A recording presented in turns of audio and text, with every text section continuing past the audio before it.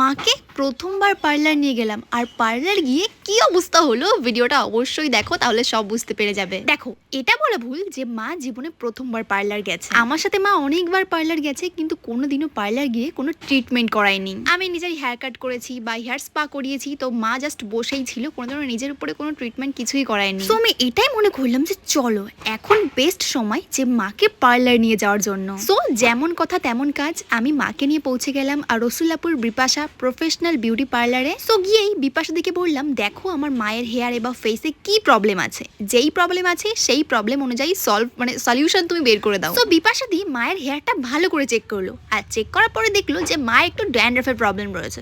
So আমি বললাম তাহলে আর কোনো মানে ভেবোই না অন্য কিছু করার, তো ডেফিনেটলি ড্যান্ড্রাফ ট্রিটমেন্টই করিয়ে দাও মাকে। হ্যাঁ, এটা বলতে পারো যে মার কাছ থেকে আমি কোনো সাজেশন এখানে নিইনি, কারণ আমার মা কিছুই জানে না, যা জিজ্ঞাসা করবো আমাকে বলবে তুই যা বলিস তাই হবে।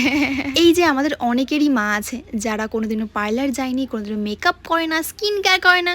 সো এই জেনারেশন আই থিঙ্ক এই অবধি শেষ, কারণ এখনকার যুগের মেয়েরা বাপরে বাপ, আমি দেখছি ছোটো ছোটো বাচ্চারা সবাই পার্লার যাচ্ছে, মানে মেকআপের মানে কি বলবো, আমার কিছু বলারই নেই। আমি রিসেন্ট মানে হয়তো 1 বছর হচ্ছে আমি পার্লার যাচ্ছি, তার আগে কোনোদিন আমি পার্লারের নাম শুনলে আমার ভয় লাগতো, মনে হতো কী না কী করে দেবে, কী চুল উঠে যাবে, মানে এরকম অনেক মানে টেনশন ছিল। কিন্তু আমি রিসেন্ট যাচ্ছি, তোমরা হয়তো অনেকেই সেটা জানো। আর সত্যি কথা বলতে আমার মাও ভয় পাচ্ছিল যে কী ট্রিটমেন্ট থেকে কী ট্রিটমেন্ট করিয়ে দেবে, চুল উঠে যাবে কিনা। আমার মাদের এরকমই টেনশন, আমি অতই বোঝাবো কিন্তু মারা সেই বুঝতেই চায় না। কিন্তু বিপাশা দিকে মা ট্রাস্ট করে, কারণ যেহেতু আমাদের বাড়ির এখানে। তো আর তোমরা যদি বিপাশা দির পার্লারে কোনো ট্রিটমেন্ট করাতে চাও, দেখো স্ক্রিনে আমি নাম্বার মেনশন করে দিয়েছি, তোমরা কিন্তু অবশ্যই চেক আউট করতে পারো আর নিজেদের জন্য ডেট বুক করতে পারো। তো চলো, অনেক কথা বলে ফেলেছি, এবার একটু ট্রিটমেন্টের কথা বলি। দেখো, প্রথমে ভালো করে ড্যান্ড্রাফের ওই যে ক্রিমটা আছে ভালো করে অ্যাপ্লাই করে দিয়েছে, anti dandruff cream I think ওটা। যাই হোক, অ্যাপ্লাই করে দেওয়ার পর এবার মাকে স্টিমে বসিয়েছে ভালো করে হেয়ারটা। এবার আমি যেহেতু বসেই ছিলাম, আমি বললাম আমার চুলটাও একটু দেখে নাও যে আমার চুলে কি প্রবলেম আছে, তাহলে আমাকেও কোনো একটা ট্রিটমেন্ট করিয়ে দাও, কারণ আমার এমনি বসে থাকতে একদমই ভালো লাগছে না। এর মধ্যে মা 10 মিনিট স্টিমও নেওয়া হয়ে গেছে, অ্যান্ড এবার ভালো করে শাওয়ার ক্যাপ অ্যাপ্লাই করে দেন এখানে আধা ঘন্টা মতন মাকে ওয়েট করতে হবে। সো আমার চুলেও দেখে বললো যে আমারও নাকি ড্যান্ড্রাফের হালকা প্রবলেম আছে। আমি বললো আমি কোনোদিনও ড্যান্ড্রাফ ট্রিটমেন্ট করাইনি, তুমি চাইলে একবার করে দিতে পারো। সো হ্যাঁ, উনি বললো যে ঠিক আছে, ভালো হবে। ড্যান্ড্রাফ কমে গেলে কিন্তু আমাদের হেয়ার ফলও অনেক পরিমাণে কমে। সো ড্যান্ড্রাফ ট্রিটমেন্ট, যারা ড্যান্ড্রাফের প্রবলেম আছে হেয়ারে, তারা কিন্তু অবশ্যই একবার ড্যান্ড্রাফ ট্রিটমেন্ট করাতে পারো, কারণ ড্যান্ড্রাফের জন্যই কিন্তু আমাদের হেয়ার ফল প্রচণ্ড বেশি বাড়ে। জ্ঞান দিচ্ছি না গাইস, এটা সত্যি কথা বলছি, কারণ এই ট্রিটমেন্ট করার পরে আমার চুল ওঠা অনেকটাই কমে গেছে। তোমরা কিন্তু অবশ্যই ট্রিটমেন্টটা করাতে পারো। মায়ের আমার সেমই প্রসেস, জাস্ট স্টিম দেওয়া হলো 5 মিনিট, অ্যান্ড দেন দেখো শাওয়ার ক্যাপ অ্যাপ্লাই করে দেওয়া হয়েছে, অ্যান্ড এবার আধা ঘন্টা ওয়েট করো। আমি তো ভাবছিলাম যে এতগুলো টাকা খরচা করলাম, কি হবে লাস্ট মোমেন্টে যদি ড্যান্ড্রাফ থেকেই যায়, তাহলে তো আমি কিছু বলতেও পারবো না, কারণ পার্লারে গিয়ে আমি কোনো কথা বলতে পারি না, আমার যতই প্রবলেম হোক। লাস্টে আমি রেজাল্ট দেখার জন্য খুব এক্সাইটেড।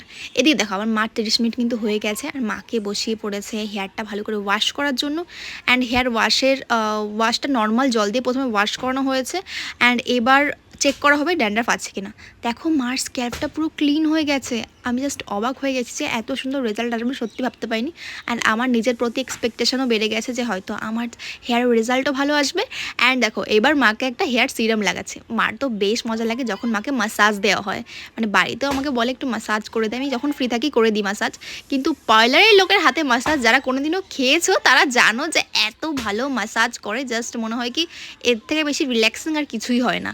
এটা আমারও ভাল লাগে, মাসাজ আমার এত ভালো লাগে যে আমি মাঝে মাঝে স্পা করতে চলে আসি, তোমরা হয়তো অনেকেই জানো এই মাসাজটার জন্য, আমার দারুণ লাগে। এবার মায়ের মতন আমাকেও সেম সিরামটা অ্যাপ্লাই করে দিয়েছে, অ্যান্ড আবারও আধা ঘন্টা ওয়েট করতে হবে। সো ক্লিপ লাগিয়ে দিয়েছে মাকেও সেম, অ্যান্ড মাকে বললাম যে চলো মা এবার একটু ফেসিয়াল করে নাও। মা পার্লারে কোনোদিনও আসেনি বলে এই না যে মা কোনোদিনও ফেসিয়াল ট্রাই করেনি বা হেয়ার স্পা ট্রাই করেনি। আমি কিন্তু বাড়িতে মাকে অনেকবারই ফেসিয়াল হেয়ার স্পা করে দিয়েছি, কিন্তু পার্লারের এই মাসাজ বা এই সব জিনিস মা কোনোদিনও ট্রাই করেনি, এটা বলতে পারো। অবশ্য আমি আজকেও মাকে যখন বলছিলাম না চলো মা আজকে তোমাকে পার্লার নিয়ে যাবো, তোমার উপরে ট্রিটমেন্ট করা হবে, মা বলছিল কি দরকার আছে এত টাকা খরচা করার, বাড়িতে বসে তুই যেই মানে ফেসিয়াল করে দিস বা হেয়ার স্পা করে দিস বা ডিট্যান করে দিই মাকে। মাঝে মাঝে মা রোদে যেহেতু কাজ বাজ করে, মার হাতে খুব ট্যান পড়ে যায়, হাতে আর ঘাড়ের দিকে।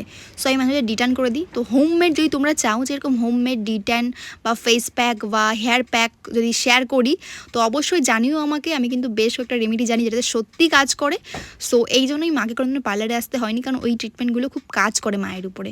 যদি তোমরা জানতে চাও অবশ্যই কিন্তু কমেন্ট করো, তাহলে কিন্তু নেক্সট ভিডিওতে অবশ্যই শেয়ার করে দেবো। তো মা আমায় ওটাই বলছিল, তুই যখন বাড়িতে করে দিস এত টাকা খরচা করার কোনো দরকার নেই। আমি বললাম না মা, চলো একবার এক্সপিরিয়েন্সটা করে আসো, আর কবে করবা? হ্যাঁ, কদিন পরে তো আমার বিয়ে হয়ে যাবে। আমার মা কেমন ভীতু একবার দেখো, মায়ের সামনে সে black heads white heads remove করার জন্য যেই কী বলে লোহার না কিসের একটা বেশ ওই সোন টাইপের একটা আনে না, ওটা দেখে মা বিশাল ভয় পেয়ে গেছে। আরে কী করবো, আমায় ফুটো করে দেবে নাকি? আমি বললাম না মা, কিছু হবে না। তারপর দেখো অনেক কষ্টে হিসটে বুঝিয়ে বাঝিয়ে মানে ওই স্টেপটা করা হয়েছে, কিন্তু একদমই মানে লাইটভাবে করা হয়েছে, যেহেতু ব্ল্যাক হেডস রিমুভ করতে হলে একটু পেইন হয়, বাট সেরকমভাবে করেনি কারণ আমার মা খুব ভয় পাচ্ছিল। অ্যান্ড দেখো এদিকে ফেস প্যাকটা অ্যাপ্লাই করে নিয়েছেন। আফটার ফেস প্যাক রিমুভের পরে কি সুন্দর রেজাল্ট এসছে, আমার মা পুরো ফর্সা হয়ে গেছে। এমনি আমার মা অনেক ফর্সা। যাই হোক, এবার 30 মিনিটের বেশি তো হয়ে গেছে ফেশিয়াল করতে করতে। তো এবার মাকে অ্যাপ্লাই করা হচ্ছে শ্যাম্পু। সো শ্যাম্পু দেন হেয়ার একটা মাস্ক অ্যাপ্লাই করা হবে, যেটাও ওই সেম ব্র্যান্ডের যেটা আগে অ্যাপ্লাই করা হয়েছিল। দেখো ভালো করে প্রথমে হেয়ার শ্যাম্পুটা করে নিল, অ্যান্ড তারপরে একটা হেয়ার প্যাকও লাগানো হয়েছিল। সো তারপরে ভালো করে হেয়ারটা ওয়াশ করা হবে। সরি, ওয়াশ তো আগে করাই হয়ে গেছে, এবার ভালো করে ব্লো ড্রায়ার দিয়ে ড্রাই করা হবে হেয়ারটা। অ্যান্ড আমি এবার চেক করার জন্য খুব এক্সাইটেড ছিলাম যে এত টাকা আমার গেল, আর বলছি ক টাকা খরচা হয়েছে আমি লাস্টে বলে দেবো সবই।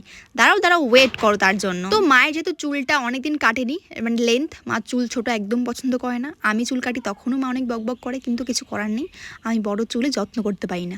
যাই হোক, এবার মার হালকা করে নিচের দিকে চুলটা কেটে দিয়েছে, একদম অল্প করে। অ্যান্ড দেন এবার চেক করা হচ্ছে যে আদেও স্ক্যাল্পে কোনো ড্যান্ড্রাফ আছে কি না, কারণ যখন মানে বিফোর যে রেজাল্ট ছিল সেটাতে কিন্তু প্রচুর ড্যান্ড্রাফ ছিল। সো আফটার দেখলাম যে একদমই কোনো ড্যান্ড্রাফ নেই, তো দেখে বেশ খুশি হয়ে গেলাম। আমার মনে হলো যত টাকা খরচা করাটা ওয়ার্থ ইট হলো। অ্যান্ড দেন এবার আমি বসে পড়লাম, আমারও হেয়ারটা ভালো করে ওয়াশ করা হচ্ছে শ্যাম্পু দিয়ে, তারপর একটা হেয়ার প্যাক বা কন্ডিশনার যাই বলো এটা অ্যাপ্লাই করা হয়েছে। দেন ভালো করে হেয়ারটা এখানে ব্লো ড্রাই করা হচ্ছে। আমার কিন্তু খুব একটা বেশি ড্যান্ড্রাফের প্রবলেম ছিল না, বাট যেটুকুই ছিল আমার হেয়ার ফল বেশ হচ্ছিল, তো আমি ভাবলাম হয়তো এর জন্যই হচ্ছে। এবার প্রাইস বলে দিই, মায়ের চুলে পড়েছে 1000 টাকা, আর আমার চুলে পড়েছে 900 টাকা, আর ফেসিয়াল করতে লেগেছে মাত্র 350 টাকা। টোটাল 2250 খরচা হয়েছে। এবার তোমাদের কেমন লাগলো সেটাও জানিও কমেন্টে।